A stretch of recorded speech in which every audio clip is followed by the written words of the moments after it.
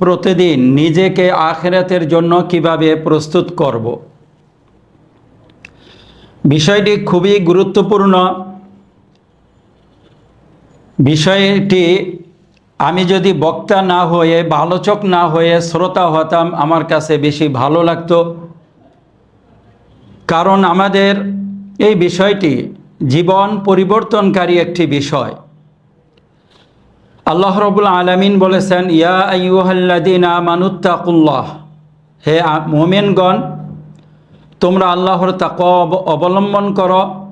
ওয়াল তানজুর নাফসুম মা কদ্দামাত, এবং প্রত্যেকটা নফস যেন লক্ষ্য করে মা কদ্দামাত, কি সে আগে প্রেরণ করেছে। আল্লাহু খাবীরুম বিমা তা'মালুন, আর তোমরা যে কর্ম করো এ ব্যাপারে আল্লাহ রাব্বুল আলামিন সম্যকভাবে অবগত। এখানে আল্লাহ রাব্বুল আলামিন নিজেই বলেছেন, হে মুমিনগণ, প্রত্যেকেই লক্ষ্য করো আগামীকালের জন্য তুমি কি প্রেরণ করছ। এই আয়াত আমাদেরকে সতর্ক করে দেয়, প্রতিদিনই যেন আমি আগামীকালের জন্য কি প্রেরণ করছি, কি তৈরি করেছি সেটা চিন্তা করি এবং সেটার প্রতি লক্ষ্য রাখি। সম্মানিত উপস্থিতি, আমরা দুনিয়াতে যেভাবেই থাকি না কেন, আসলে দুনিয়ার সফলতা এটা মূল সফলতা নয়। মূল সফলতা হলো আখিরাতের সফলতা। যে আখিরাতে সফল হবে সে প্রকৃত সফল, আর যে আখিরাতে সফল হতে পারবে না সে প্রকৃত পক্ষে ব্যর্থ। আল্লাহ রাব্বুল আলামিন বলেন, ওয়া আম্মাল্লাযীনা সুইদু ফাফিল জান্নাতি খালিদিনা ফিহা, আর যারা সৌভাগ্যবান তারা জান্নাতে থাকবে চিরস্থায়ীভাবে। মা দামাতিস সামাওয়াতু ওয়াল আরদু ইল্লা মা শাআ রাব্বুক আতাআন গায়রা মাজজুজ, যতদিন পর্যন্ত আসমান এবং জমিন রয়েছে ততদিন পর্যন্ত তারা থাকবে, অর্থাৎ চিরকাল থাকবে।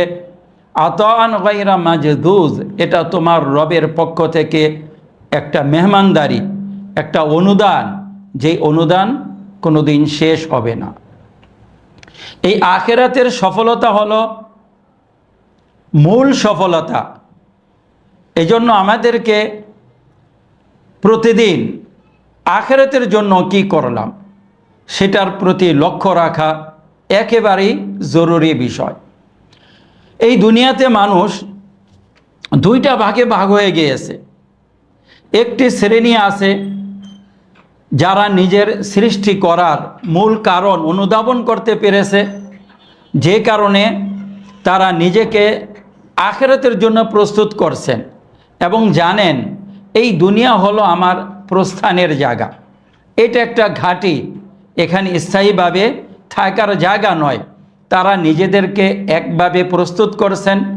আরেকটা শ্রেণী রয়েছে যারা এই দুনিয়াকেই শুরু শেষ মনে করছেন এবং এই দুনিয়াকেই তারা বড় মনে করছেন এবং এই দুনিয়াকেই তারা তাদের আসল পাওনা মনে করে এই দুনিয়াকে ভোগ করাকেই তারা যথেষ্ট মনে করছেন। তারা একভাবে জীবনযাপন করছেন। সম্মানিত উপস্থিতি, যেভাবেই জীবনযাপন করুন না কেন, সবাইকে এই দুনিয়া ছেড়ে চলে যেতে হবে। কেউ এই দুনিয়াতে স্থায়ী না। কাজেই আমাদেরকে যেন বিপদগামী মানুষের আধিক্য প্রতারিত না করে।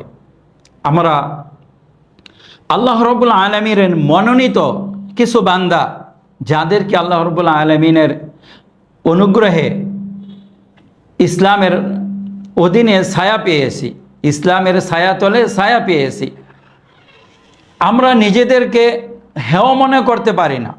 লক্ষ্য করলে দেখব আল্লাহ রাব্বুল আলামিন মানুষকে যতটা গুরুত্ব দিয়েছেন আর কোনো জিনিসকে অতটা গুরুত্ব দেননি, খুবই গুরুত্ব দিয়েছেন।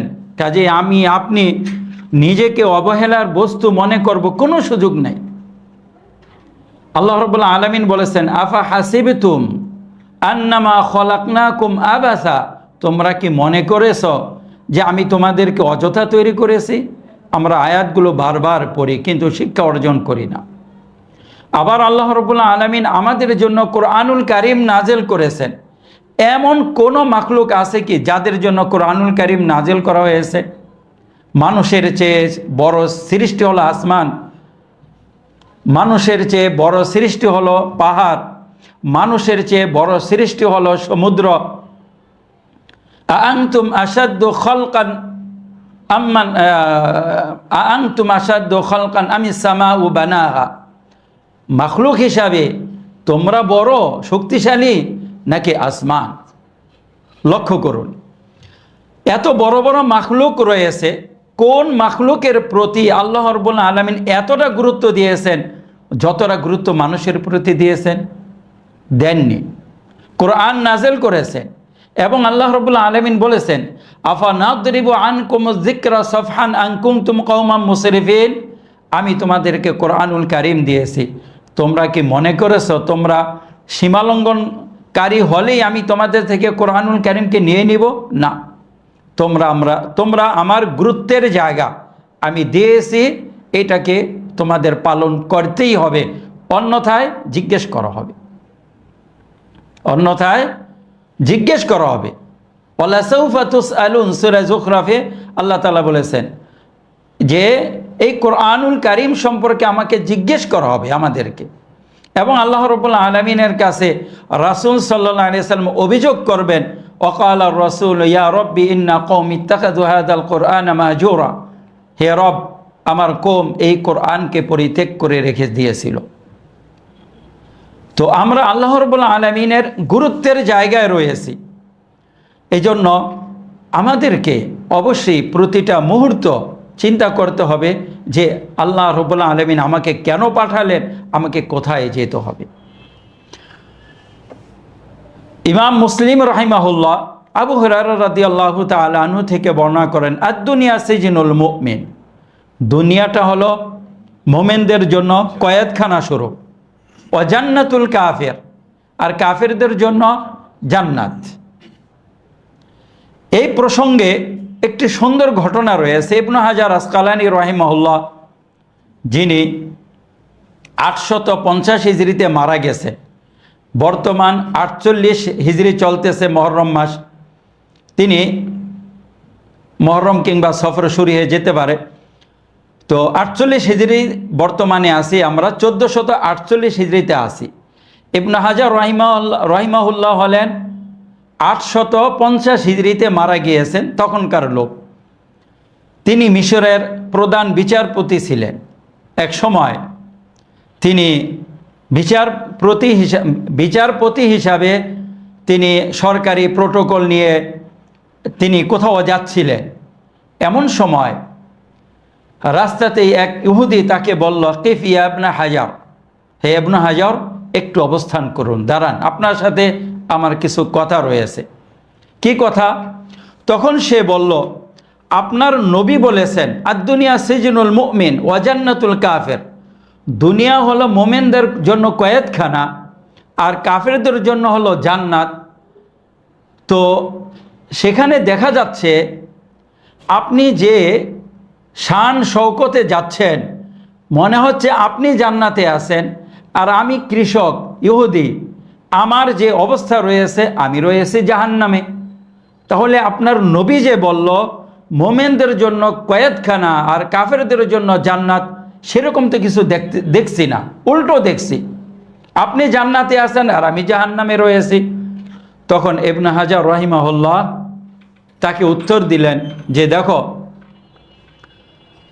আমি বর্তমান যেই সুখ স্বাচ্ছন্দ্যে রয়েছি, এই সুখ স্বাচ্ছন্দ্যকে যদি আখিরাতের সাথে তুলনা করা হয় তাহলে আমি কয়েদখানায় রয়েছি। অর্থাৎ আল্লাহ রাব্বুল আলামিন আমাকে যেই নেয়ামত দিবেন ভবিষ্যতে, যদি আমি জান্নাতে যেতে পারি, সেই নেয়ামতের তুলনায় আমি বর্তমান কয়েদখানাতে আছি। আর তুমি যেই কষ্টে রয়েছ, তুমি যদি কুফরি অবস্থায় মারা যাও, তোমার জন্য যেই জাহান্নাম অপেক্ষা করছে, সেই জাহান্নামের তুলনায় তুমি বর্তমানে জান্নাতে রয়েছ। যদিও তুমি ফকির, যদিও তুমি দিনমজুর, যদিও তুমি খেটে খাওয়া একজন মানুষ, তারপরেও তুমি কুফরি অবস্থায় মারা গেলে তোমার জন্য যে জাহান্নাম অপেক্ষা করছে সেই জাহান্নামের তুলনায় তুমি জান্নাতে রয়েছ। তখন সেই ইহুদি বলল, আকাযালিক, ঘটনাটা কি এমনই হবে? তখন ইবনে হাজার বললেন, হ্যাঁ, বাস্তবতা এমনই, আমাদের রাসূল মিথ্যা বলেননি। তখন সে সাথে সাথে আশহাদু আল্লা ইলাহা ইল্লাল্লাহ ওয়া আন্না মুহাম্মাদুর রাসূলুল্লাহ পরে ইসলাম গ্রহণ করে নিলেন। সম্মানিত উপস্থিতি, এটা দুনিয়া, দুনিয়াটা একটা নমুনা মাত্র। এই দুনিয়াকে নিয়ে যদি আমরা ব্যস্ত হয়ে পড়ি তাহলে আমরা আমাদের আসল সৃষ্টিকে হারিয়ে ফেলব, আসল সৃষ্টি করার উদ্দেশ্যকে হারিয়ে ফেলব। আল্লাহ রাব্বুল আলামিন কোরআনুল কারীমের এক জায়গায় বলতেছেন, কুল্লু নাফসিন যায়িকাতুল মাউত। আমরা সবাই জানি, সবাই পড়ি, প্রত্যেক নফস মৃত্যুর স্বাদ আস্বাদন করবে। এরপর আল্লাহ কি বলতেছেন, ওয়া ইন্নামা তুওয়াফাউনা উজুরাকুম ইয়াউমাল কিয়ামাহ, আর তোমাদেরকে তোমাদের প্রতিদান পূর্ণ মাত্রায় দেওয়া হবে কিয়ামতের দিন। ফামান যুহজিহা আনিন নারি ওয়া উদখিলাল জান্নাতা ফাকাদ ফাজ। কাজেই যাকে জাহান্নাম থেকে বের করে, জাহান্নাম থেকে দূরে রেখে জান্নাতে প্রবেশ করানো হলো, সেই সফল হলো। ওমাল হায়াতুদ দুনিয়া ইল্লা মাতাউল গুরুর। আর এই দুনিয়ার জীবন তো প্রতারণার জীবন, দুনিয়ার জীবন প্রতারণার জীবন, খুবই প্রতারণার জীবন। আমরা কার জন্য উপার্জন করছি, কার জন্য রেখে যাচ্ছি, কিচ্ছু চিন্তা করতে পারছি না। একটি ঘটনা ডক্টর আবু বকর জাকারিয়ার লিখনীতে দেখেছি,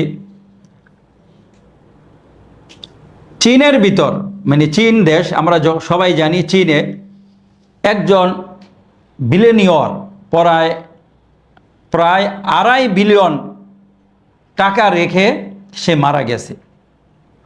সে যখন মারা গেল তখন তার ড্রাইভার তার স্ত্রীকে বিয়ে করে নিল।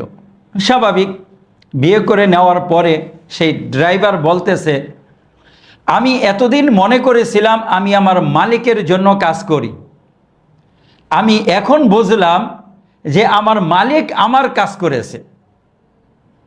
বুঝছেন বিষয়টা? মালিক তো মারা গেছে, বিলিয়ন বিলিয়ন টাকা রেখে গেছে, স্ত্রীর কাছে আছে, ওই স্ত্রীকে তার ড্রাইভার বিয়ে করে নিয়েছে। এখন ড্রাইভার পুরো সম্পত্তির মালিক হয়ে গেলেন। ড্রাইভার তো এই বাড়িতে ঢুকছে ফকির অবস্থায়, মাসিক বেতনের জন্য। এখন ড্রাইভার বলতেছে বাস্তব কথা, যে আমি মনে করেছিলাম আমি আমার মালিকের খাদেম, আমি তো লক্ষ্য করলাম যে মালিক আমার সেবক ছিলেন, এতদিন যাবৎ সেই টাকা গচ্ছিত রেখেছে, জমা করেছে আমার জন্য। এ হলো দুনিয়া, এটা দুনিয়ার বাস্তবতা। সম্মানিত উপস্থিতি, আমরা কিভাবে নিজেকে আখিরাতের জন্য, প্রতিদিন আখিরাতের জন্য প্রস্তুত করবে, এই বিষয়গুলো আমরা একটু চিন্তা করতে পারি। আবার ওই সময়ের আগে যখন আমরা আফসোস করব, কিন্তু আফসোসে কোনো ফায়দা হবে না। যখন হাহুতাশ করব, তখন হাহুতাশ করে কোনো ফায়দা হবে না। তার আগেই আমাদেরকে চিন্তা করতে হবে। আল্লাহ রাব্বুল আলামিন এক জায়গায় বলেন, হাত্তা ইযা জাআ আহাদাহুমুল মাউতু ক্বালা রাব্বি ইরজিউন। তাদের কারো কাছে যখন মৃত্যু চলে আসে তখন বলে রব্বি ইরজিউন, হে আল্লাহ আমাকে একটু ফিরিয়ে দেন, আমাকে দুনিয়াতে ফিরিয়ে দিন। লাআল্লি আ'মালু সালিহান ফীমা তারাকতু, যাতে করে আমি যা রেখে আসছি সেখানে আমি কিছু নেকামল করতে পারি। অনেক সম্পদ রেখে আসছি, তা দিয়ে যেন কিছু নেকামল করতে পারি। আল্লাহ কি বলবেন? কাল্লা, কখনো নয়। ইন্নাহা কালিমাতুন হুয়া কাইলুহা, এটা একটা কথার মতো থাকবে, সে বলে যাবে। ওয়া মিন ওয়ারাইহিম বারযাখুন ইলা ইয়াউমি ইউবআসুন, আর তার সামনে থাকবে কিয়ামতের দিনের আগ পর্যন্ত বারজাখ, বারজাখের জগৎ, যেটা দুনিয়া এবং আখিরাতের মধ্যবর্তী জগৎ বলা হয় বারজাখুল, দুনিয়া এবং আখিরাতের মধ্যবর্তী জগৎকে বলা হয় বারজাখের জগৎ। এরপর আল্লাহ বলতেছেন, ফাইদা নুফিখা ফিস সূরি ফালা আনসাবা বাইনাহুম ইয়াউমাইযিন ওয়ালা ইয়াতাসাআলুন, যেদিন সিংহায় ফুঁক দেওয়া হবে তখন তাদের মাঝে আর কোনো সম্পর্ক থাকবে না। ওয়ালা ইয়াতাসাআলুন, আর কেউ কাউকে জিজ্ঞেসও করবে না। এরপরে বলতেছেন, ফামান সাকুলাত মাওয়াজিনু, যার পাল্লা ভারী হবে, ফাউলাইকা হুমুল মুফলিহুন, তারা হবে সফল কাম। ওয়ামান খাফফাত মাওয়াজিনু, আর যার পাল্লা হালকা হবে, ফাউলাইকাল্লাযীনা খাসিরু আনফুসাহুম ফি জাহান্নামা খালিদুন, তারা নিজেদেরকে ক্ষতিগ্রস্ত করলো আর জাহান্নামে তারা চিরস্থায়ীভাবে থাকবে। তালফাহু উজুহাহুমুন নার, আগুন তাদের চেহারাকে কালো করে দিবে জ্বালিয়ে। ওহুম ফিহা কালিহুন, আর সেখানে তারা কষ্ট ভোগ করতে থাকবে। সম্মানিত উপস্থিতি, আমরা আমাদের এই জীবনকে যতদিন পর্যন্ত বেঁচে আছি ততদিন পর্যন্ত কাজে লাগানোর চেষ্টা করি। সৌভাগ্যবান লোকের সংখ্যা খুব কম হবে। আল্লাহ রসুল সাল্লাল্লাহু আলাইহি সাল্লাম আব্দুল্লাহ ইবনে ওমর রাদিয়াল্লাহু তাআলা আনহুকে বললেন, আব্দুল্লাহ ইবনে ওমর রাদিয়াল্লাহু তাআলা আনহু নিজেই বলতেছেন, আখাদা রাসূলুল্লাহ সাল্লাল্লাহু আলাইহি সাল্লাম বিমানকিবি, আল্লাহ রসুল আমার ঘাড়ে ধরলেন। এরপরে বলতেছেন, কুন ফিদ দুনিয়া কান্নাকা গরিব আও আবিরু সাবিল, তুমি দুনিয়াতে এমনভাবে থাকো যেন তুমি পরদেশী, ভিনদেশী অথবা পথিক। ভিনদেশীরা তেমন আসবাবপত্র জমায় না, পথিকেরা তেমন আসবাবপত্র সাথে নিয়ে বেড়ায় না, বরং তার পথ চলার জন্য যতটুকু প্রয়োজন ততটুকু সাথে নেয়, আর বাকি জিনিসপত্র সাথে নিয়ে বোঝা বাড়ায় না। আল্লাহ রসুল বললেন, পথিকের মতো থাকো, কিংবা ভিন দেশে বিদেশে গিয়ে মানুষ যেমন থাকে, যে কিছুদিনের জন্য যায়, কয়েক বছরের জন্য যায়, তারপর আবার ফিরে চলে আসে, তুমি সেভাবেই দুনিয়াতে অবস্থান করো। কারণ তোমার আসল ঠিকানা এই দুনিয়া নয়, তোমার আসল ঠিকানা হলো জান্নাত। এরপরে আব্দুল্লাহ ইবনে ওমর রাদিয়াল্লাহু তাআলা আনহু বলেন, যিনি হাদিস বর্ণনা করতেছেন, ইদান আমসাইতা ফালা তানতাদিরিস সাবাহ, যখন সন্ধ্যা করবে বিকেল করার অপেক্ষা করো না। ওয়াইদা আসবাহতা ফালা তানতাদিরিল মাসা, আর যখন সকাল করবে তখন সন্ধ্যা করার অপেক্ষা করবে না। ওয়াখুয মিন সিহাতিকা লিমারাদিক, আর তোমার সুস্থতা থেকে তোমার অসুস্থতার জন্য কিছু গ্রহণ করে নাও, কিছু আমল করে নাও, যাতে করে অসুস্থতা অবস্থায় আবার আফসোস করতে না হয়। ওয়া মিন হায়াতিকা লিমাউতিক, এবং তোমার মৃত্যুর জন্য তোমার হায়াত থেকে কিছু গ্রহণ করে নাও। বুখারী শরীফের হাদিস এটি। সম্মানিত উপস্থিতি, আমরা যদি হাসপাতালে যাই তাহলে ইমার্জেন্সি বিভাগে গেলে দেখব যেখানে পাশেই মর্গ রাখা রয়েছে, মর্গে গেলে দেখব প্রতিদিনকার ঘটনা, কত যুবক ছেলে, কত যুবতী নারী লাশ হয়ে মর্গে পড়ে আছে, তাজা লাশ। কখনো চিন্তা করে নাই এই ব্যক্তি যে আমার এই 25 বছর বয়সে আমি মারা যাব, বা এই 35 বছর বয়সে আমি মারা যাব, সবেমাত্র বিয়ে করলাম মারা যাব, কিংবা বিয়ের কথা চলতেছে এর ভিতরে মারা যাব, এরকম চিন্তা কিন্তু কেউ করে নাই। তারপরও মরে গেছে, তারপরও মরে গেছে, মরতে হয়েছে। এটা হলো সম্মানিত উপস্থিতি, এটা হলো দুনিয়া। তাই আমরা এই দুনিয়াতে যতদিন আছি ততদিন প্রতিটা মুহূর্তকে হিসাব করে করে পার করার চেষ্টা করব। কিভাবে তৈরি করব? আল্লাহ রাব্বুল আলামিন আমাদের সামনে যেই দিন রেখেছেন, এই দিনের উপরে ইস্তেকামাত থাকে, ইস্তেকামাত থেকে, দৃঢ় থেকে আল্লাহ রাব্বুল আলামিনের যে আদেশ আছে, নিষেধ আছে, এবং যেই ভালো কাজগুলো রয়েছে, যে খারাপ কাজগুলো রয়েছে, ভালোগুলো করব, খারাপগুলো থেকে দূরে থেকে আমরা আমাদের জীবনকে পার করার চেষ্টা করব। এটাকে বলে ইস্তেকামাত। সর্বদা আল্লাহ রাব্বুল আলামিনের আদেশের উপরে থাকব, নিষেধগুলোকে পরিহার করে চলব। তাহলে কি হবে? যদি আমরা এই ইস্তেকামাতের উপরে থাকি, আমরা সংখ্যায় কম হতে পারি। ইস্তেকামাতের উপরে থাকলে মৃত্যুর সময় আল্লাহ রাব্বুল আলামিন আমাদেরকে সুসংবাদটা দিবেন।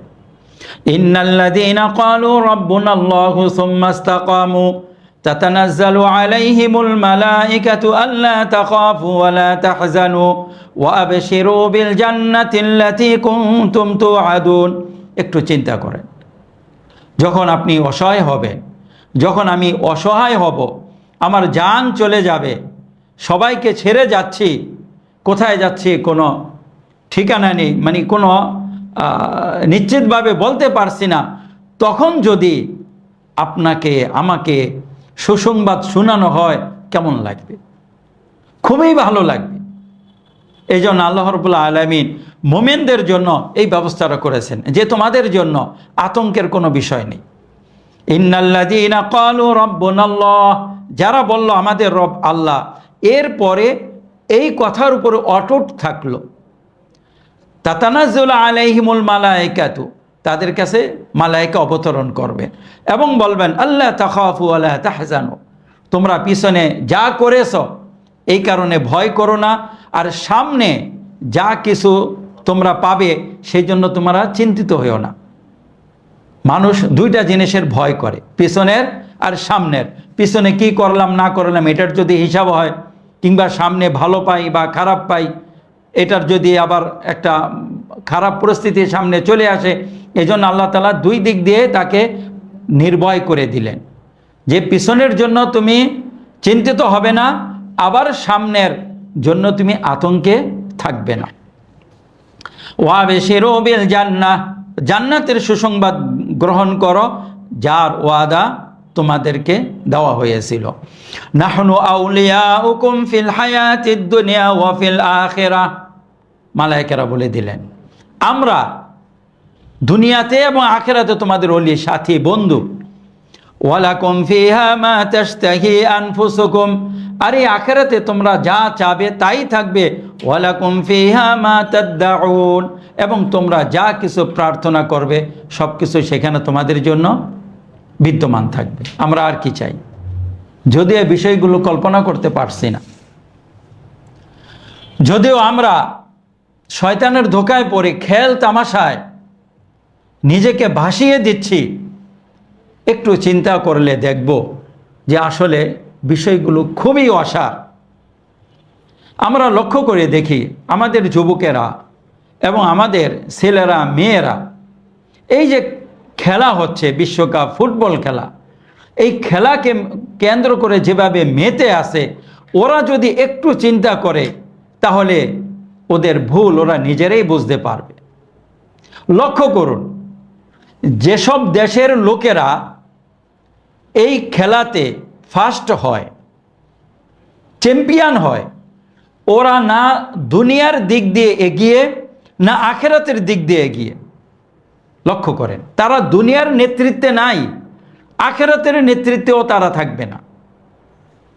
দুনিয়াতে বড় বড় দেশ রয়েছে, চীন রয়েছে, আমেরিকা রয়েছে, রাশিয়া রয়েছে, জাপান রয়েছে, ব্রিটেন রয়েছে, এরা কিন্তু এইসব খেলাতে এগিয়ে নেই, পিছিয়ে আছে। আর কারা এগিয়ে আছে? যাদেরকে আমেরিকা ধরে নাকানি চুবানি খাওয়ায়, দিন রাত ভরে 4-5টা করে কানমলা দেয়, ওরা খেলাতে জিতে। আর আমরা সেই খেলাকে কেন্দ্র করে মেতে আসি রাত দিন। এই যে মেতে থাকাটা আমাদের দুনিয়ার কি ফায়দা দিবে, আর আখিরাতে আমরা কি কল্যাণ অর্জন করবে এর মাধ্যমে, একটু লক্ষ্য করে দেখেন। কি ফায়দা এই খেলাতে? কোনো ফায়দা নেই, শুধু প্রবৃত্তি। শুধু প্রবৃত্তির কারণে আমরা এখানে মেতে আসি। খাসিরাত দুনিয়া ওয়াল আখিরাহ, তারা দুনিয়া এবং আখিরাতে ক্ষতিগ্রস্ত হয়। এভাবেই মানুষ দুনিয়ার জীবনটাকে নষ্ট করে দিচ্ছে। যে যেভাবেই নষ্ট করে দিক, যেতে হবে, এর থেকে পলায়ন করার কোনো সুযোগ নাই। সম্মানিত উপস্থিতি, আমরা যেহেতু এই দুনিয়াতে আল্লাহ রাব্বুল আলামিনের আদেশ নিষেধকে সামনে রেখে আসি, কাজেই আমাদেরকে আল্লাহ রাব্বুল আলামিনের আদেশ নিষেধগুলো খুব গভীরভাবে লক্ষ্য রাখতে হবে। আল্লাহ রাব্বুল আলামিন এক জায়গায় বলতেছেন, ওয়াল্লাযীনা ইয়াসিলুনা মা আমারাল্লাহু বিহি আইয়ুসালা। আখিরাত কাদের জন্য? কিভাবে আমি আপনি আখিরাতকে প্রস্তুত করব? লক্ষ্য করুন, ওয়াল্লাযীনা ইয়াসিলুনা মা আমারাল্লাহু বিহি আইয়ুসালা, যারা আল্লাহ রাব্বুল আলামিন যেই সব বন্ধনকে ঠিক রাখার জন্য বলেছেন সেই বন্ধনকে ঠিক রাখে। ওয়ায়াখশাউনা রাব্বাহুম, এবং তাদের রবকে ভয় করে। ওয়ায়াখাফুনা সুআল হিসাব, এবং খারাপ পরিণতির ভয় করে। আমার আখিরাত খারাপ হতে পারে এই ভয়টা করে। এরপরে কি করে? ওয়াল্লাযীনা সাবারু ইবতিগা ওয়াজহি রাব্বিহিম, আর তাদের রবের সন্তুষ্টি অর্জনের জন্য তারা ধৈর্য ধারণ করে। ওয়া আকামুস সালাতা ওয়া আনফাকু মিম্মা রাযাকনাহুম, সালাত কায়েম করে, এবং আমি তাদেরকে যে রিজিক দিয়েছি সেই রিজিক থেকে তারা সিররা ওয়া আলানিয়া, গোপনে প্রকাশ্যে সদকা করে। ওয়ায়াদরাউনা বিল হাসানাতিস সাইয়্যিআহ, আর কি করে? মন্দকে ভালোর মাধ্যমে প্রতিহত করে। কখনো একটা খারাপ কাজ করে ফেললে সাথে সাথে তার পশ্চাতে ভালো কাজ করে ফেলে, কখনো পাপ করে ফেললে সাথে সাথে আল্লাহ রাব্বুল আলামিনের কাছে তওবা করে নেয়, কখনো কোনো ভাইয়ের উপরে জুলুম করে ফেললে সাথে সাথে তার জুলুমকে ফেরত দেয় এবং তার কাছ থেকে মাপ চেয়ে নিজেকে পরিষ্কার করে নেয়। তাদের জন্য কি রয়েছে? আল্লাহ রাব্বুল আলামিন বলতেছে, উলাইকা লাহুম উকবাদ দার, পরকাল তাদের জন্য। দেখেন আমরা আখিরাতকে কিভাবে প্রস্তুত করব। এরপরে তাদের আরও কিছু পুরস্কার রয়েছে। জান্নাতু আদনিন ইয়াদখুলুনাহা, চিরস্থায়ী জান্নাতে তারা প্রবেশ করবে। ওয়ামান সালাহা মিন আবাইহিম ওয়া আজওয়াজিহিম ওয়া যুররিয়াতিহিম, এবং তাদের পূর্বপুরুষ থেকে, তাদের স্ত্রীদের থেকে, তাদের সন্তানদের থেকে যারা নেককার হবে তারাও সেই জান্নাতে প্রবেশ করবে। ওয়াল মালাইকাতু ইয়াদখুলুনা আলাইহিম মিন কুল্লি বাব, আর প্রত্যেক দরজা দিয়ে মালায়েকেরা তাদের কাছে প্রবেশ করবে জান্নাতে। কি বলবে? সালামুন আলাইকুম বিমা সাবারতুম ফানি'মা উকবাদ দার, তোমাদের উপরে সালাম, কারণ তোমরা দুনিয়াতে ধৈর্য ধারণ করেছো, তোমাদের ঠিকানা কতই না সুন্দর ঠিকানা। আজকে কিছু লোক আছে সালাত আদায় করে, আর কিছু লোক আছে সালাত আদায় করে না। যারা সালাত আদায় করে তারা কষ্টের উপরে ধৈর্য ধারণ করল। কিছু লোক আছে প্রবৃত্তির সাথে নিজেকে ভাসিয়ে দিল, আরও কিছু লোক আছে প্রবৃত্তির উপরে নিজেকে ভাসিয়ে না দিয়ে কন্ট্রোল করলো, নিয়ন্ত্রণে রাখলো, নিজেকে সবর করলো। আবার কেউ আছে সম্পদ জমা করে রাখলো, আবার কেউ আছে সম্পদ উপার্জন করলো, সেখান থেকে আল্লাহর জন্য ব্যয়ও করতে থাকলো। এই যে দুইটা শ্রেণী, এক শ্রেণী নিজেকে প্রবৃত্তির সাথে ভাসিয়ে দিল, আরেক শ্রেণী নিজেকে একটু নিয়ন্ত্রণ করলো, কন্ট্রোল করলো আল্লাহ রাব্বুল আলামিনের নির্দেশ মোতাবেক, তাদের জন্য রয়েছে পরকালের এই শান্তি এবং এই জান্নাত।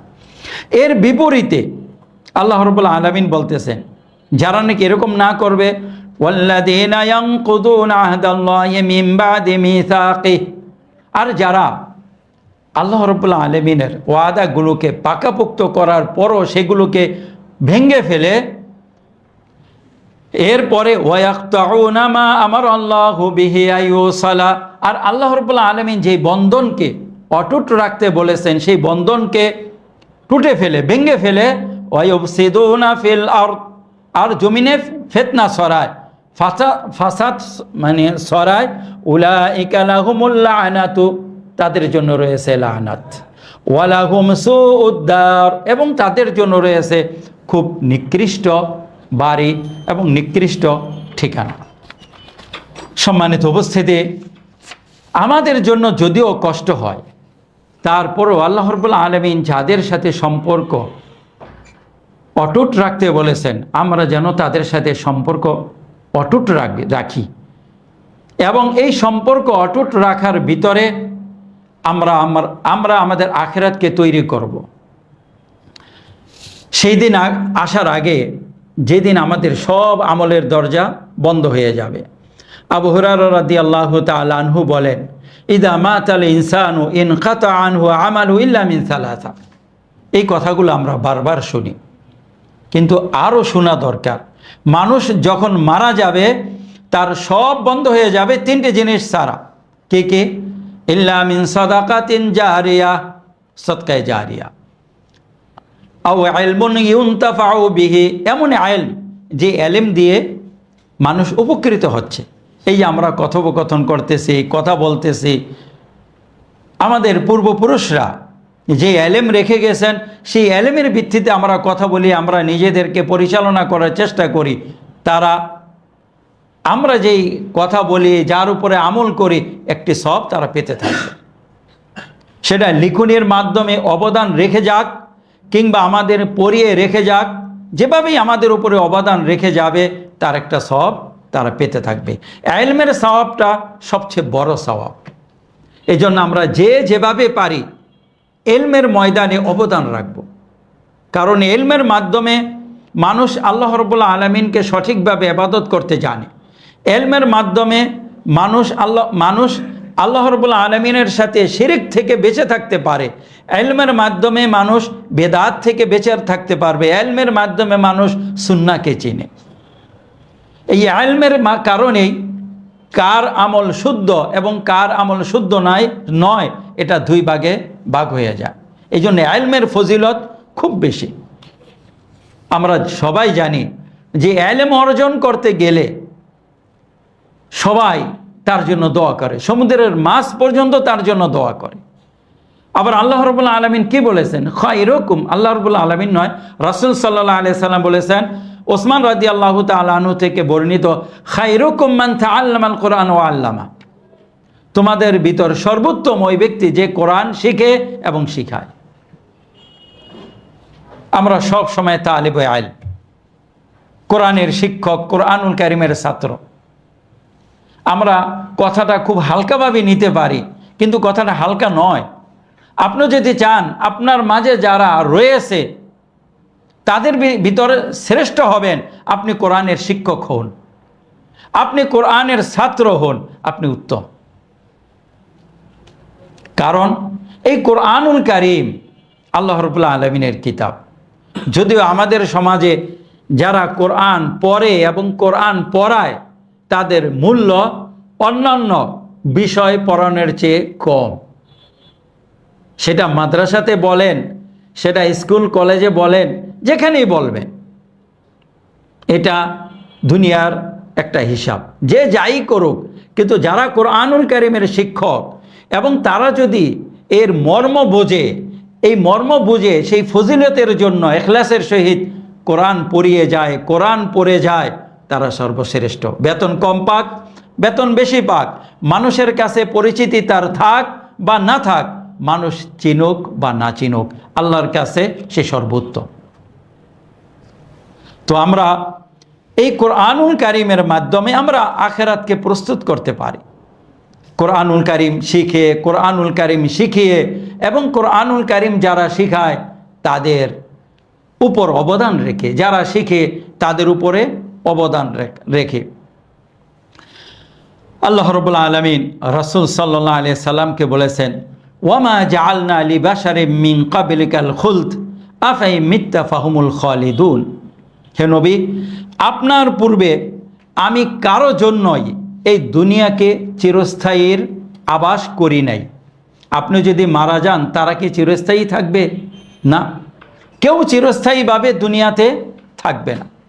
কাজেই দুনিয়াতে যেহেতু আমরা চিরস্থায়ী থাকব না, যেখানে চিরস্থায়ীভাবে থাকব সেখানকার জন্য আমাদের রসদ সংগ্রহ করা ছাড়া কোনো উপায় নেই। সম্মানিত উপস্থিতি, আমরা কেমন আর আমাদের পূর্বপুরুষগণ কেমন ছিলেন?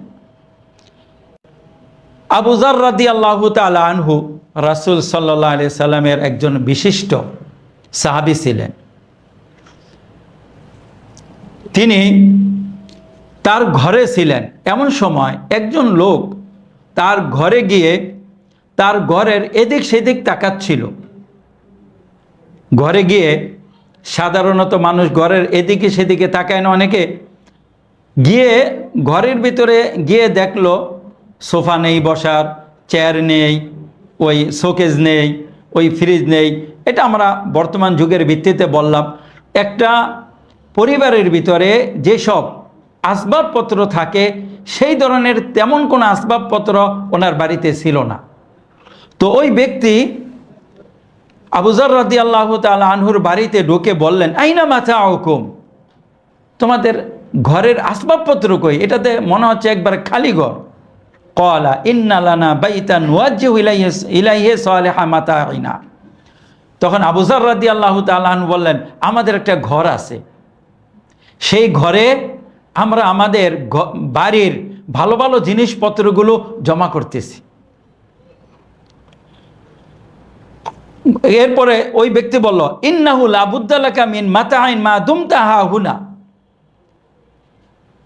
ওই ব্যক্তি বুঝে গেছেন যে আখিরাতের কথা আবু যর রাদিয়াল্লাহু তাআলা বলতেছেন। তারপরে এই ব্যক্তি বলতেছে যে না, যতদিন পর্যন্ত আপনি এই দুনিয়াতে আছেন ততদিন পর্যন্ত এই দুনিয়ার কিছু আসবাবপত্র আপনার থাকা জরুরি। তখন আবু যর রাদিয়াল্লাহু তাআলা বললেন, ইন্না সাহিবাল মানজিলি লা ইয়াদাউনা ফিহ, বাড়িওয়ালা এই বাড়িতে আমাদেরকে থাকতে দিবেন না। এই জন্য তোমার কথা ঠিক আছে যে এখানে আসবাবপত্র থাকা জরুরি, কিন্তু বাড়িওয়ালা আমাদেরকে এখানে থাকতে দিবেন না, এই জন্য আসবাবপত্র তেমন রাখি নাই। বাড়িওয়ালাকে আল্লাহ রাব্বুল আলামিন। সম্মানিত উপস্থিতি, লক্ষ্য করুন, এই ঘর হলো দুনিয়া, আর বাড়িওয়ালাকে বললেন আল্লাহ রাব্বুল আলামিন, রাখবেন না এখানে। এই জন্য আবু যর রাদিয়াল্লাহু তাআলা আনহু তাকে উত্তর দিয়ে দিলেন, যার বাড়িতে যত আসবাবপত্র তার বাড়িতে পেরেশানি তত বেশি, বিভিন্ন কারণে। এই জন্য এখন আমাদের যা না হলেই নয়, এখন অনেক কিছু আছে বিলাসিতা নয়, যা না হলেই নয় সেগুলো যেন আমরা রাখি। প্রয়োজনের বাইরে যত জিনিস আছে সেগুলো যেন ঘর থেকে বের করে দেই, তাহলে একটা আত্মার শান্তি আপনি পাবেন, আপনার পরিবারের লোকজন পাবে।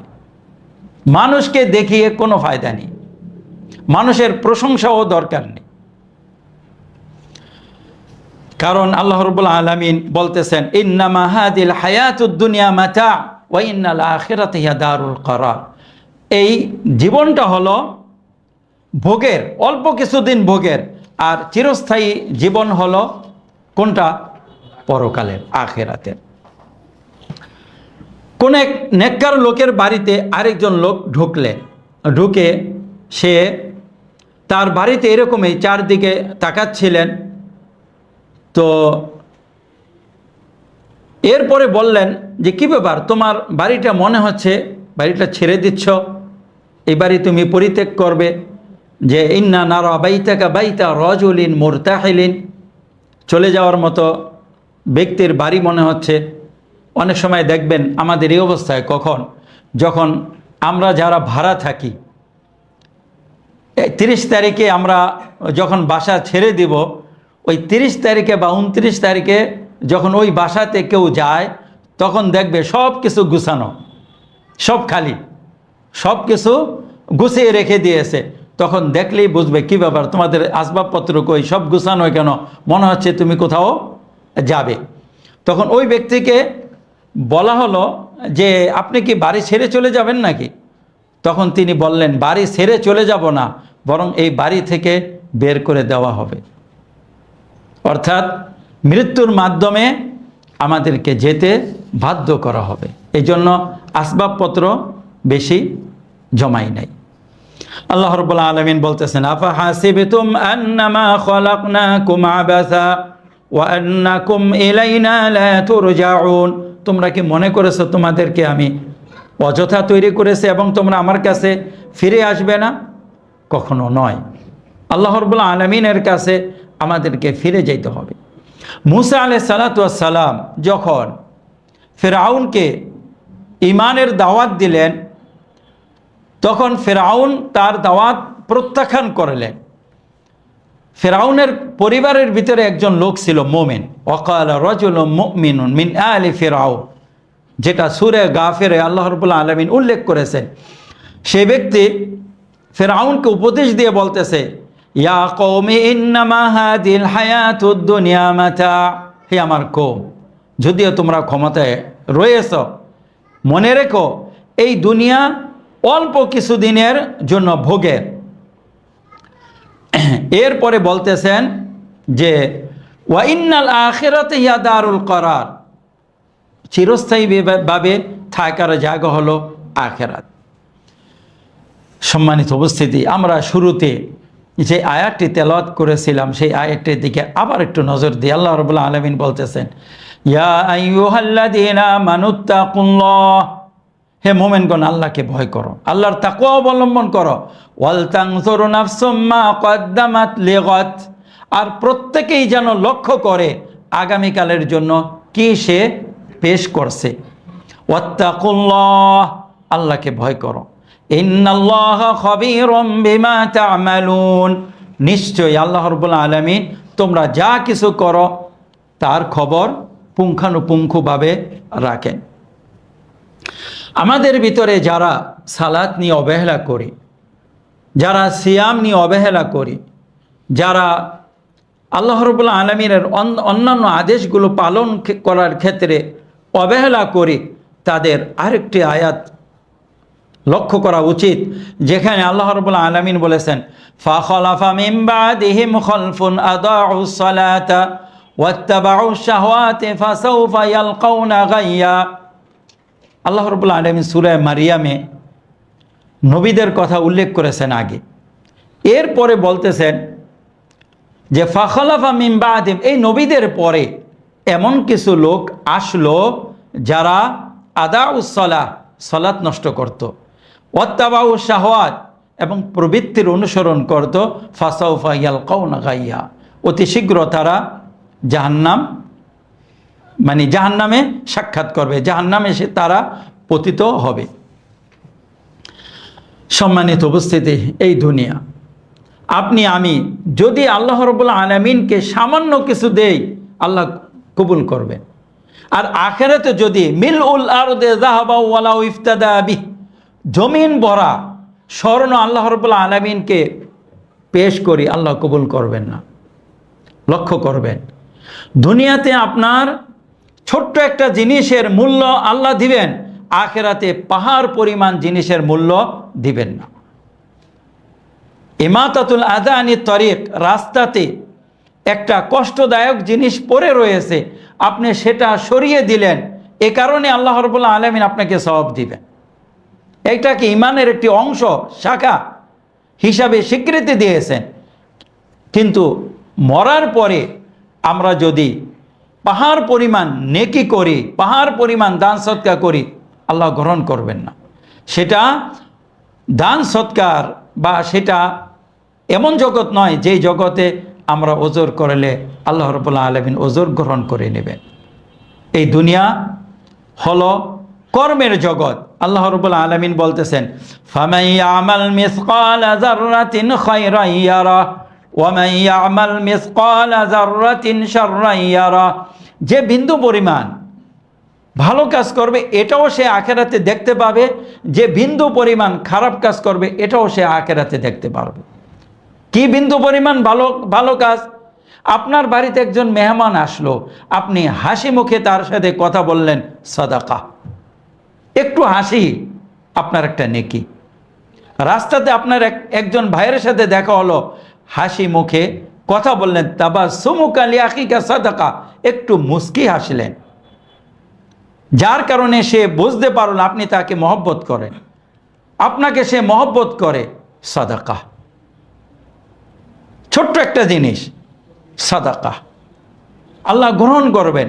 কিন্তু আল্লাহ রাব্বুল আলামিন বলেছেন, মরার পরে দুনিয়াভর স্বর্ণ যদি কেউ আল্লাহর রাস্তায় সদকা করে, গ্রহণ করবে না। এই দুনিয়াকে ভালো কাজ করার ক্ষেত্রে আমরা যেন পিছিয়ে না থাকি। এই জন্য আল্লাহ রসুল বলেছেন, খবরদার ছোট্ট নেকির কাজ করতে কেউ যেন লজ্জাবোধ না করে এবং পিছিয়ে না থাকে, এমন কথা বলেছেন। আমাদের ঘরে বিশেষ করে মায়েরা, স্ত্রীরা, বোনেরা, ঘরে কোনো মেহমান আসলে প্রথমত যদি তারা প্রস্তুত না থাকেন, মানে মানা করে দেয় যে আমার এখন ভাল লাগতেছে না, কিংবা ঘরে কিচ্ছু নেই, খাওয়াতে তার অস্বীকৃতি নেই, তবে এখন নর্মাল ঘরে কিছু রয়েছে, এখন মেহমান আসলে কেমন দেখা যায়, ভালো কিছু খাওয়াতে পারবো না, তাই মেহমান এখন দরকার নেই। দেখা যায় মেহমান অনেক সময় গ্রহণ করতে চায় না, কী কারণে? যে অনেক কিছু নেই। উনি মেহমান আসলে 4, 5, 6, 7 পদ তৈরি করবেন, মেহমানের সামনে সব পেশ করবে, মেহমান খাবে, তাহলে ভাল লাগবে।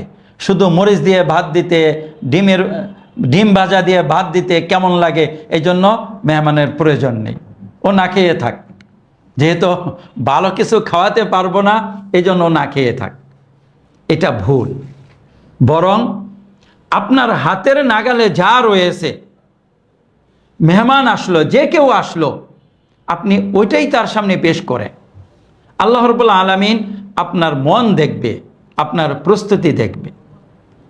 আল্লাহ রসুল কি বলেছেন? যখন তোমরা কেউ গোশত পাকাবে, যদি প্রতিবেশীকে গোশত দিতে না পারো, ঝোল একটু বাড়িয়ে দিবে, যাতে করে প্রতিবেশীকে ঝোল দিতে পারো। এটা দুনিয়া। আপনার সামান্য নেকিকে আল্লাহ রাব্বুল আলামিন মূল্য দিবেন, পিছিয়ে থাকতে নেই। আমরা বনী ইসরাইলের সেই ঘটনাগুলো জানি যে একজন নারী একটা বিড়ালকে বেঁধে রেখে জাহান্নামে গিয়েছিল, বেঁধে রেখে মারা গেছে, আমরা জানি ঘটনা। এর বিপরীতে আরেকটা ঘটনার কথাও জানি যে একজন ব্যক্তি দুপুরবেলা তৃষ্ণার সময় কূপে নেমে নিজে পানি পান করেছেন, এরপরে উঠে দেখলেন একটা কুকুর হাঁপাচ্ছে পানির পিপাসায়। সে মনে করলো আমাকে যেমন পিপাসায় পেয়েছিল, কুকুরকেও তেমন পিপাসায় পেয়েছে, এই জন্য সে কূপের নিচে নামলো, নিজের চামড়ার মোজা ছিল, ওই চামড়ার মোজাতে পানি ভরে উপরে তুলে কুকুরকে পানি খাওয়ালো। আল্লাহ রাব্বুল আলামিন তার এই সেবাটুকু, একটা প্রাণীর উপরে যে দয়া করলো, কবুল করেছেন, তাকে জান্নাত দিয়েছেন। এটা দুনিয়া। সামান্য পরিমাণ নেকি করতে আমরা যেন পিছিয়ে না থাকি। যার যেখানে সুযোগ রয়েছে, ছোট বড় সব নেকিগুলো করে ফেলি। হিসাব রাখবেন আল্লাহ, আপনার হিসাব রাখার প্রয়োজন নেই, আমারও হিসাব রাখার প্রয়োজন নেই। আমি ভুলে যাব, আপনি ভুলে যাবেন, আল্লাহ ভুলে যাবেন না। এই জন্য আল্লাহ রাব্বুল আলামিন বলেছেন যে ফামান ইয়ামাল মিসকালা যাররাতিন খায়রান ইয়ারা ওয়া মান ইয়ামাল মিসকালা যাররাতিন শাররান ইয়ারা। সামান্য বিন্দু পরিমাণ যে কাজ করবে সেটা দেখতে পারবে। রাসূল সাল্লাল্লাহু আলাইহি ওয়াসাল্লাম থেকে বর্ণিত, তিনি বলেছেন মা মিন আহাদিন ইয়ামুতু ইল্লা নাদিমা। এমন কোনো ব্যক্তি নেই যে মারা যাওয়ার পরে লজ্জিত হবে না। তখন সাহাবায়ে কেরাম বললেন ওয়ামা নাদামাতু ইয়া রাসূলুল্লাহ, হে আল্লাহ রসুল, লজ্জিত হওয়ার মানে কি? তখন আল্লাহ রসুল বলেন ইন কানা মুহসিনান নাদিমা আল্লাহ ইয়াকুনা ইজদাদা।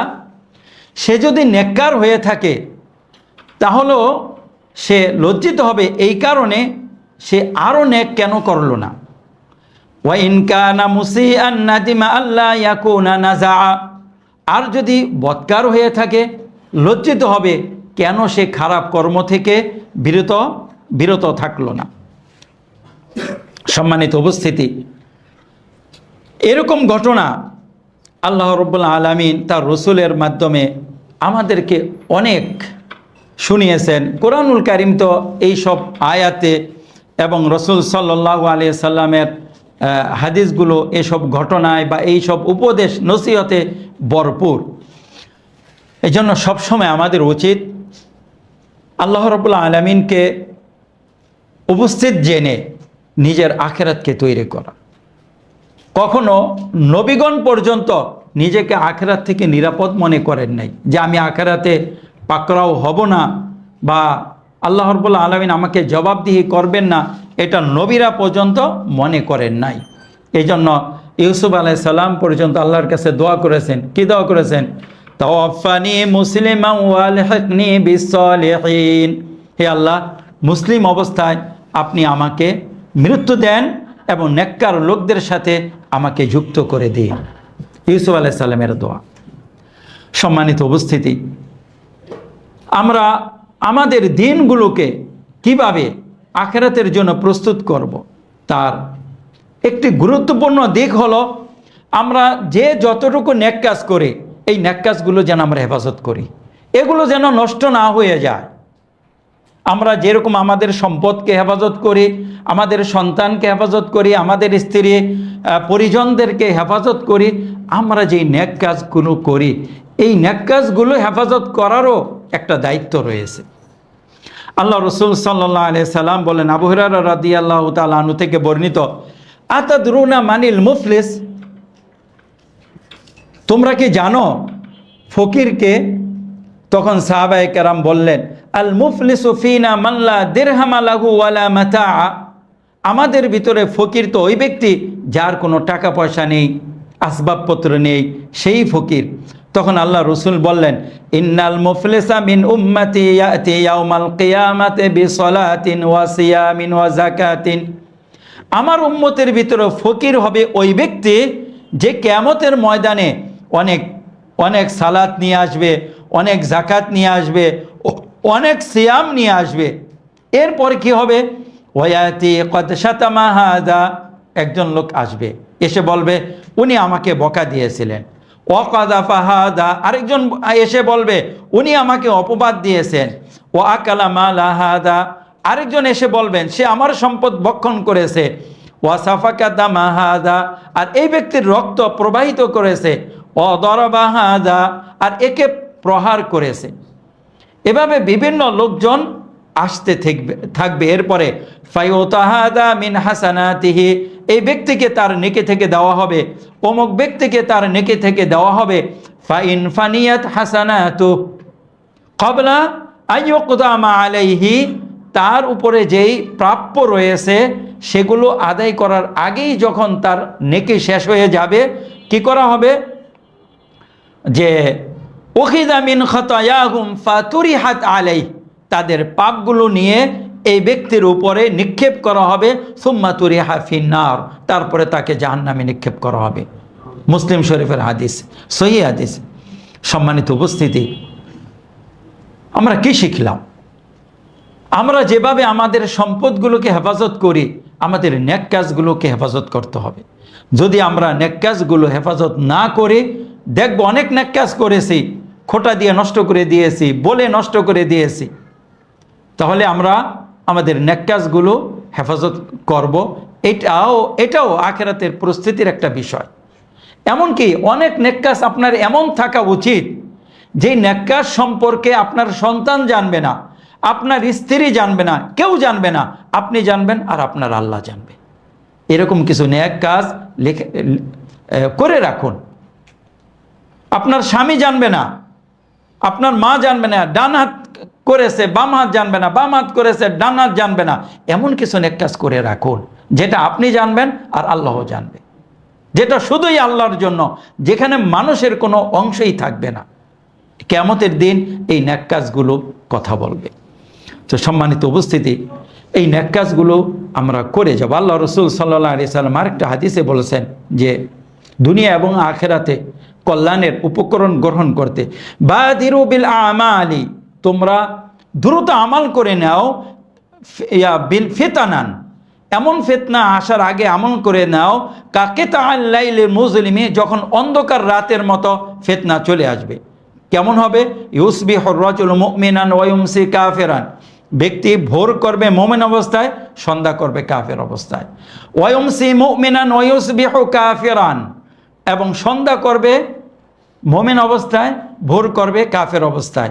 ইয়াবিউ দীনাহু বিআরাদিন মিনাদ দুনিয়া, দুনিয়ার সামান্য কিছু জিনিসের বিনিময়ে তার দিনকে সে বিক্রি করে দিবে। এটাও মুসলিম শরীফের হাদিস। আল্লাহ রসুল সাল্লাল্লাহু আলাইহি সাল্লাম এক ব্যক্তিকে উপদেশ দিতে গিয়ে বলছেন যে ইগতানিম খামসান কাবলা খামসিন, 5টা জিনিসকে 5টি জিনিসের পূর্বে খুব গুরুত্ব মনে করো এবং গুরুত্ব দাও। শাবাবাকা কাবলা হারামিক, তোমার বার্ধক্য চলে আসার আগে তোমার যৌবনকে গুরুত্ব দাও। ওয়াসিহাতাকা কাবলা সাকামিক, তোমার অসুস্থতা আসার আগে সুস্থতাকে গুরুত্ব দাও। ওয়া গিনাকা কাবলা ফাকরিক, অভাব আসার আগে তোমার সচ্ছলতাকে গুরুত্ব দাও। সচ্ছলতার ভিতরে যা পারো সৎকা করো, যা পারো কল্যাণকর কাজ করো, যা পারো ভালো কিছু করে রাখো। ওয়া ফারাগাকা কাবলা শুগলিক, আর এখন আপনি অবসর আছেন, এই অবসরতাকে গনিমত মনে করুন আপনার ব্যস্ততার আগে। ওয়া হায়াতাকা কাবলা মাউতিক, এবং তোমার মৃত্যুকে মানে তোমার জীবনকে গনিমত মনে করো তোমার মৃত্যুর আগে। এই 5টা উপদেশ আল্লাহ রসুল সাল্লাল্লাহু আলাইহি সাল্লাম তার এক সাহাবীকে এভাবে করলেন। এভাবে আল্লাহ রসুল সাল্লাল্লাহু আলাইহি সাল্লাম তার সাহাবীদেরকে গঠন করেছেন। কোন দিনের জন্য? সেই দিনের জন্য যেই দিন আমাদের আমলনামা আমাদের সামনে প্রস্তুত থাকবে এবং আমাদের বিন্দু পরিমাণ কোনো জিনিস ছাড় দেওয়া হবে না এবং ছাড়া হবে না, সব কিছু আমরা উপস্থিত পাবো। এবং সেখানে কাফেররা আফসোস করে বলবে, হাত্তা ইদা জাআ আহাদাহুমুল মাউতু ক্বালা রাব্বিরজিউন, হে আল্লাহ আমাকে ফেরত পাঠান, আমাকে ফেরত পাঠান, আমাদের জন্য সম্মানিত উপস্থিতি সেই অবস্থায় পড়তে না হয়। আবার আল্লাহ রাব্বুল আলামিন বলেছেন, যখন কিয়ামতের ময়দানে সবার আমলনামা মেলে ধরা হবে, একটা শ্রেণী এমন থাকবে বলবে, ইয়া ওয়াইলাতা মালিহা ইয়া ওয়াইলাতানা মালিহাদাল কিতাব, হায় আমাদের দুর্ভোগ, এই কিতাবের কি হলো? লা ইউগাদিরু সাগীরাতান ওয়ালা কাবীরাতান ইল্লা আহসাহা, ছোট বড় কিচ্ছু বাদ রাখেনি, সব তো এই কিতাব সংরক্ষণ করে রেখে দিয়েছে। ওয়া ওয়াজাদু মা আমিলু হাযিরা, যা আমল করেছে সব উপস্থিত পাবে। ওয়ালা ইয়াযলিমু রাব্বুকা আহাদা, তোমার রব কার উপরেই জুলুম করবে না। সম্মানিত উপস্থিতি, আল্লাহ রাব্বুল আলামিন এই কথাগুলো তার কোরআনুল কারীমের ভিতরে বলেছেন। কেন? যেহেতু আমরা এই দুনিয়াতে আসি এবং এই দুনিয়া আমাদের একটা প্রস্থানের জায়গা। আল্লাহ তাআলা এই দুনিয়াতে পাঠিয়েছেন, কাকে কতদিনের জন্য পাঠিয়েছেন এটা আল্লাহ ছাড়া কেউ জানেন না। এই জন্য আমরা সর্বাবস্থায় তওবা করে, সর্বাবস্থায় নেক কাজ করে, সর্বাবস্থায় আখিরাতের প্রস্তুতি নিয়ে এমনভাবে থাকবো, আমি মারা গেলে কেউ যেন না বলে অমুকের কাছে আমি এটা পাবো, অমুকের কাছে আমার এটা পাওনা রয়েছে। কিয়ামতের ময়দানে কেউ যেন আমার কাছে কোনো কিছু তলব করতে না আসে। আজকে দুনিয়াতে আমরা সবসময় চেষ্টায় থাকি কিভাবে তার একটু জমি দখল করব, কিভাবে তার থেকে একটা টাকা বেশি নিব, কিভাবে তাকে ঠকাবো, কিভাবে তাকে কম দিব, এই একটা টেনশন কাজ করে। কিয়ামতের ময়দানে সবাই আফসোস করবে, যদি আমার একটু হক আমার বাবার কাছে থাকতো, যদি আমার একটু হক আমার মায়ের কাছে থাকতো, আমার একটু হক আমার ভাইয়ের কাছে থাকতো, আমার একটু হক যদি আমার প্রতিবেশী মেরে খেত, আমি যদি তাদের কাছ থেকে আমার পাওনাগুলো আজকে বুঝে নিতাম, তাহলে কতই না ভালো হতো। এখন আমরা আরেকজনেরটা ভোগ করতে চাচ্ছি, তখন কিয়ামতের ময়দানে এটা সত্য বাস্তব কথা চাইবে যে সবার কাছে যদি আমার কিছু কিছু হক থাকতো, কেউ যদি আমার এই সম্পদ জোর করে নিয়ে নিত, কেউ যদি আমার থেকে চুরি করে নিয়ে নিত, কেউ যদি আমাকে প্রহার করে থাকতো, কেউ যদি আমাকে বকা দিয়ে থাকতো, যার প্রতিশোধ আমি গ্রহণ করি নাই, তাহলে আজকে আমি সফল হয়ে যেতাম। এরকম কামনা করবে আখিরাতের সেই দিনটাতে। আল্লাহ রাব্বুল আলামিন আমাদেরকে এই দুনিয়াতে প্রেরণ করেছেন সেই আখিরাতে যাওয়ার জন্য। সম্মানিত উপস্থিতি, আল্লাহ রাব্বুল আলামিন আমাদেরকে যে কোরআনুল কারীম দিয়েছেন, যে রসুল দিয়েছেন, এই কোরআনুল কারীম, এই রসুল হলো আমাদের দিক নির্দেশনা। আমরা কোরআনুল কারীম পড়ি, বাস্তব নমুনা রসুল সাল্লাল্লাহু আলাইহি সাল্লামের জীবনে দেখতে পাই।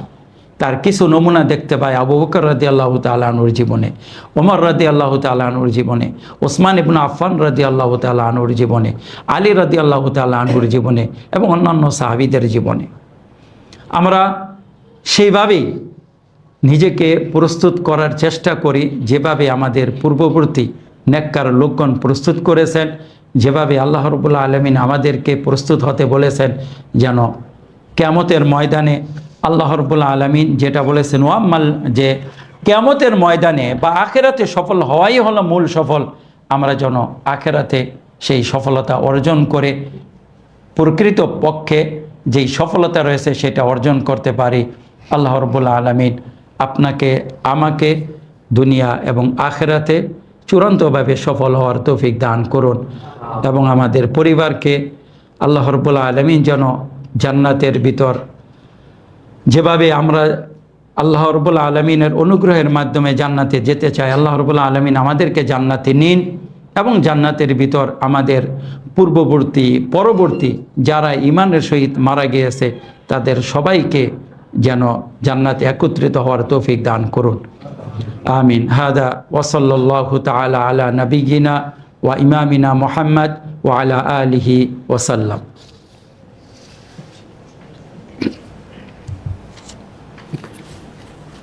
একটা প্রশ্ন রয়েছে। আসসালামু আলাইকুম।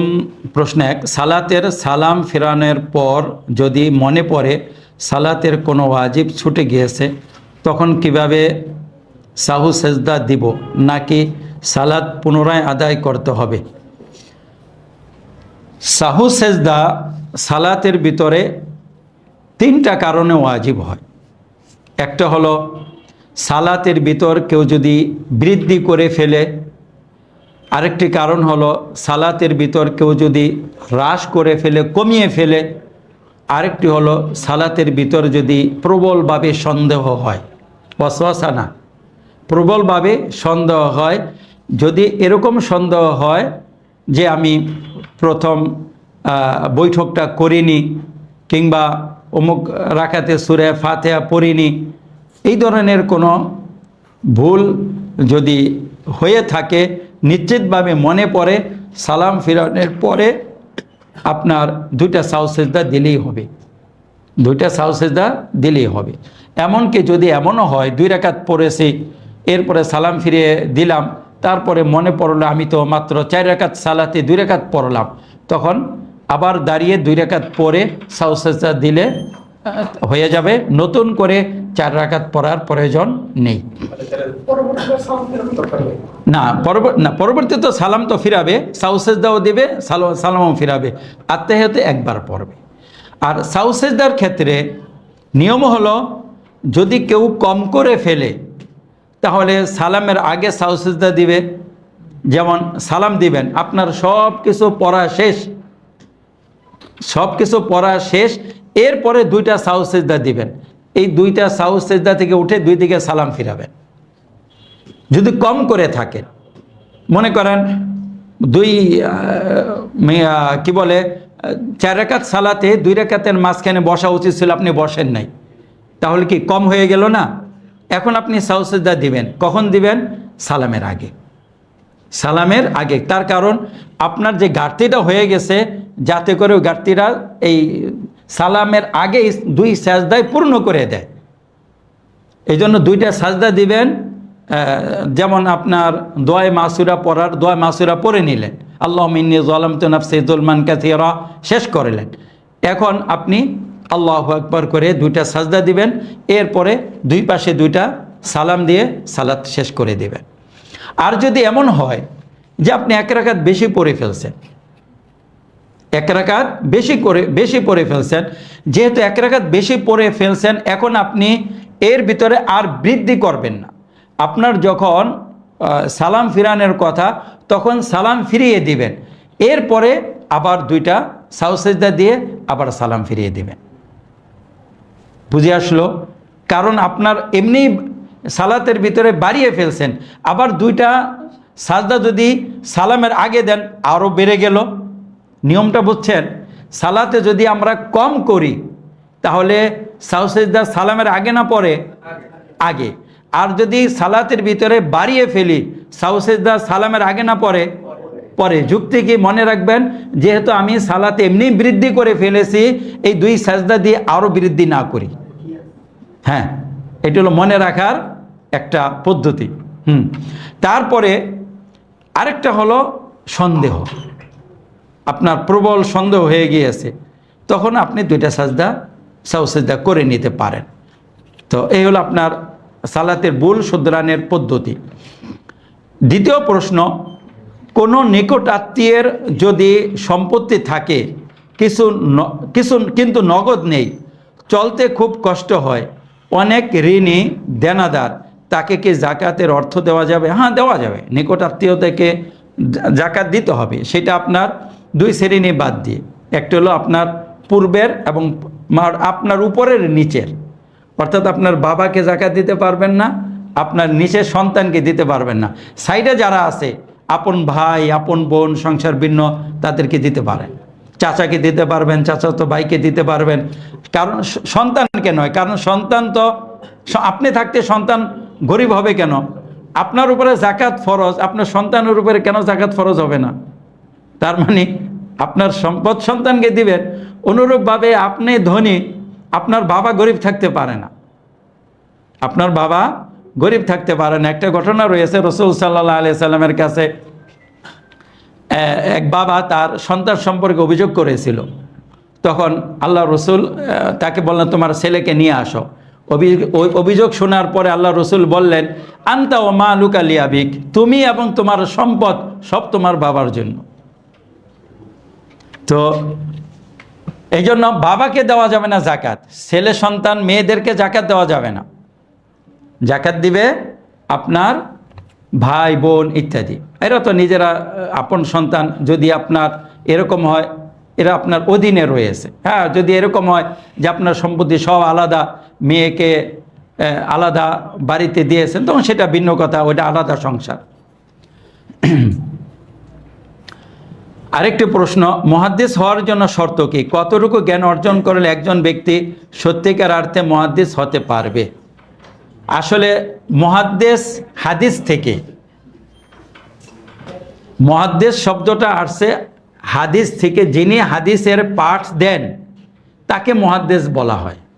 আবিধানিক অর্থে আপনি একটা হাদিস কাউকে পড়াচ্ছেন, এখন কেউ যদি আপনাকে বলতে চায় মুহাদ্দিস, আপনাকে বলতে পারে আবিধানিক অর্থে। পরিভাষায় আমাদের দেশে একটা পরিভাষা রয়েছে। আমাদের দেশে এই পরিভাষা হলো, মাদ্রাসাতে যারা হাদিসের কিতাবগুলো পড়ায়, যেমন মুসলিম শরীফ পড়ায়, তারপরে তিরমিজি, আবু দাউদ, নাসাই, ইবনে মাজাহ, এইসব কিতাবগুলো যারা পড়ায় হাদিসের, তাদেরকে মুহাদ্দিস বলা হয় পরিভাষায়, আমাদের দেশের পরিভাষা অনুযায়ী। আরবে আবার এটা অনেক ক্ষেত্রে বলা হয় না, আরবে শায়েখ বলা হয়। এক কথায় সবাইকে স্মরণ করা হয়। আরবদের ভিতরে সাদাসিধে ভাব বেশি, অকৃত্রিমতা বেশি। কৃত্রিম পদ্ধতি আরবদের ভিতরে তেমন একটা নাই। ওরা সরাসরি নামের ভিতরে ঢুকে যায়। যেমন আমরা বলে থাকি শেখ সালেহ আল উসাইমিন, শেখ মোহাম্মদ বিন সালেহ আল উসাইমিন, আমরা আল্লামা, শাইখুল হাদিস, তারপরে মুফতি ইত্যাদি বলি না। কি বলে? শেখ বিন বাজ রাহিমাহুল্লাহ। সরাসরি নামের ভিতরে ঢুকে যায়। আমাদের অনারবদের এখানে অনেক ঝামেলা। অনারবদের এই পদ্ধতিগুলো ছেড়ে দেওয়া উচিত। আগে মুফতি, মুহাদ্দিস, আল্লামা ইত্যাদি বলার পরে, শাইখুল হাদিস ইত্যাদি বলার পরে নামটা আসে। যারা নাকি আহলুল ইলম, যারা নাকি আমরা দ্বীনি পরিবেশে আছি, তাদের উচিত এই অনারবদের এই নোংরা এই পদ্ধতি ত্যাগ করে আরবদের বিশুদ্ধ পদ্ধতি গ্রহণ করা উচিত। তো আরবরা সবাইকে শায়েখ বলে। আমাদের এই শায়েখ বুখারী পড়ান, এই শায়েখ তিরমিজি পড়ান। আর শায়েখের অর্থ হলো বৃদ্ধ, শায়েখের অর্থ হলো পণ্ডিত, জ্ঞানী।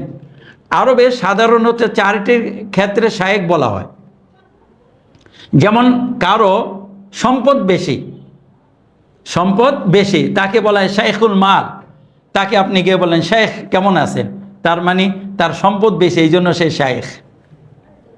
আবার আরেকজনকে বলা হয় কারো পদ বড়, চেয়ারম্যান মেম্বার রয়েছে, তার চেয়ারের কারণে গিয়ে বললেন শেখ কেমন আছেন, চেয়ারের কারণে এক শব্দ।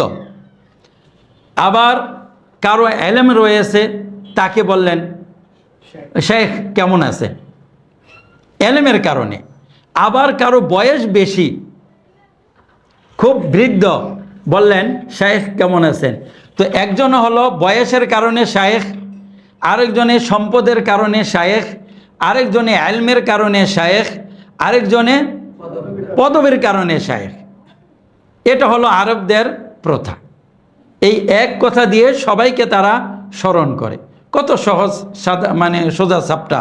আমাদের দেশের মতো এই মুফতি অমুক তমুক উপাধি লাগিয়ে আমরা মূর্খরা জ্ঞানী সাজতে চাই, এর কোনো মূল্য নেই। অনেক মুফতিয়া রয়েছে মূর্খ, অনেক শাইখুল হাদিস রয়েছে মূর্খ, অনেক মুহাদ্দিস রয়েছে মূর্খ। তো এই পদবিতে কিছু আসে যায় না, এগুলো অনারবদের পদবি। তো এই পদবি লাগিয়ে আমরা আমাদের মূর্খতাকে ঢাকতে চাই, কাজে পরিচয়। আমরা এই পদবি নিয়ে পড়ে থাকবো না। তো যারা নাকি হাদিস পড়ান সাধারণত তাদেরকে মুহাদ্দিস বলা হয়। আগের যুগে যেমন নাকি মুহাদ্দিস ছিল তিরমিজি রাহিমাহুল্লাহ, ওনারা এরকম আবিধানিক অর্থে ওনারা মুহাদ্দিস ছিলেন। ওনাদেরকে যে কথায় কথায় মুহাদ্দিস বলা হতো এটা কিন্তু জরুরি না, কথায় কথায় মুহাদ্দিস বলতে হবে এটা জরুরি না। আমাদের দেশে যারা নাকি শুধু বুখারিটা পড়ায়, যেসব মাদ্রাসাতে দাওরায়ে হাদিস আছে বুখারি পড়ায়, তাদেরকে বলা হয় শাইখুল হাদিস। এজন্য ওই সব মাদ্রাসাতে অনেকেই বুখারি পড়াইতে চান শাইখুল হাদিস একটা পদবি অর্জন করার জন্য। আমি গাজীপুরে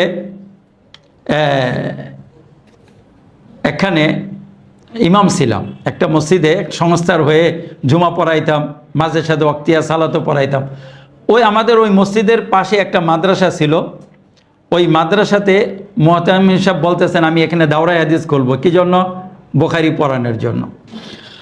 তো যাই হোক, তো মানুষ মুহাদ্দিস বুখারি পড়ায় কি জন্য? অনেকেই, কারো নিয়তের উপরে আঘাত করছি না, অনেকে ওই পদবি অর্জন করার জন্য। তাই এই শাইখুল হাদিস পদবি দ্বারা প্রতারিত হওয়ার কোনো মানে নেই। শাইখুল হাদিসও মূর্খ হতে পারে, ও বুখারি পড়াচ্ছে, বুখারির উপরে ওর আমল নাই।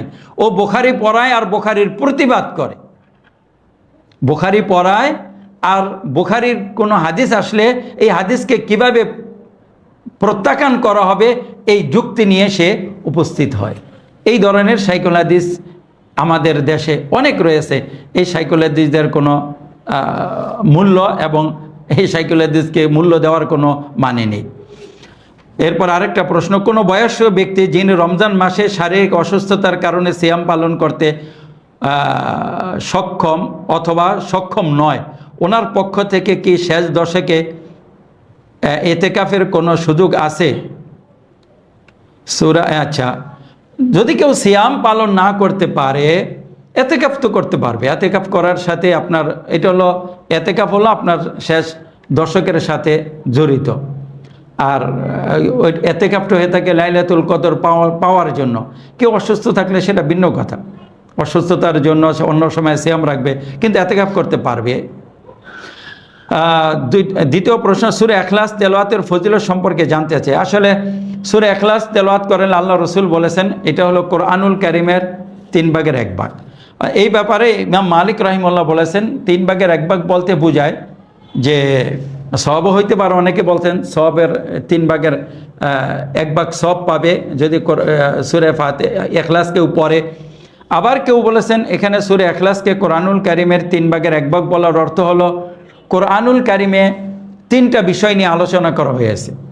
একটা হলো আল্লাহ রাব্বুল আলামিনের সিফাত সম্পর্কে, আল্লাহ রাব্বুল আলামিনের পরিচয়, আরেকটা হলো বিভিন্ন বিধিবিধান, আহকাম, সালাহ, সিয়াম ইত্যাদি, আরেকটা হলো বিভিন্ন ঘটনা এবং বিভিন্ন নবী বা বিভিন্ন উম্মতের কিচ্ছা কাহিনী যেগুলো রয়েছে। এই 3টা বিষয় এখানে আলোচিত হয়েছে। একটা হলো আল্লাহ রাব্বুল আলামিনের পরিচয়, আরেকটা হলো নবীদের বা বিভিন্ন উম্মতের ঘটনা, আরেকটা হলো কি বিভিন্ন আহকাম। আর ওই বিভিন্ন নবীদের ঘটনা ইত্যাদির ভিতরে আপনার আখেরাতও চলে আসে, পরকালও চলে আসে, কেননা সেখানে তাদের পরকালের অবস্থা কেমন হবে, দুনিয়ার অবস্থা কেমন হবে, সেগুলো নিয়ে আলোচনা করা হয়েছে। এই তিনটা বিষয় যেহেতু কোরআনুল কারিমে আলোচনা করা হয়েছে, এই তিনটা বিষয়ের একটা বিষয় শুধু আল্লাহ রাব্বুল আলামিনকে নিয়ে আলোচনা করা হয়েছে সূরা ফাতিহা, সূরা ইখলাসে। এই জন্য সূরা ইখলাসকে সুলুসুল কোরআন বলা হয়, কোরআনুল কারিমের 3 ভাগের 1 ভাগ বলা হয়। তারপর আল্লাহ রসুল সাল্লাল্লাহু আলাইহি সাল্লাম বলেছেন, কেউ যদি কোরআনুল কারিম তেলাওয়াত 3 বার তেলাওয়াত করে পুরনো কোরআনুল কারিমের সব পাবে। তার মানে এটা নয় যে অন্যান্য সূরা এবং কোরআনুল কারিমের অন্যান্য অংশ পড়তে হবে না, এটা নয়, বরং অন্যগুলো অবশ্যই পড়তে হবে।